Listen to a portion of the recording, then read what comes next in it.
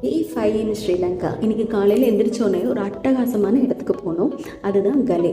நம்ம ஊர் பாண்டிச்சேரி மாதிரி ரொம்ப அழகாக டிசைன் பண்ணியிருக்காங்க.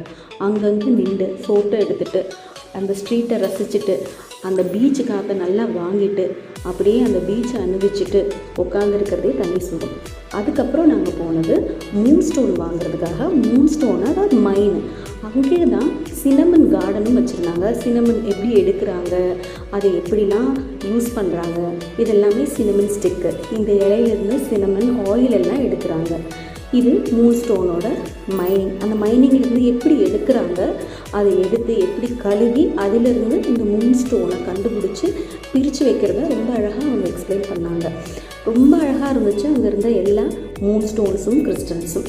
இது ஸ்ரீலங்காவில் மட்டும்தான் கிடைக்குமா இந்த ப்ளூ மூன் ஸ்டோன் அப்படின்ற ஒரு வகையான ஸ்டோன். அதுக்கப்புறம் நாங்கள் போனது மேங்க்ரூவ் ஃபாரஸ்ட்குள்ளே ஒரு ரைடு. ரொம்ப அழகாக இருந்தது அந்த ride. Crystal clear water and sky. இது ஒரு தனி அனுபவமாகவே எங்களுக்கு இருந்தது. அங்கே பெஸ்ட்டு பார்ட்டே இந்த மீனுக்குள்ளே காலை விட்டு பெடிக்யூர் பண்ணுறது தான்.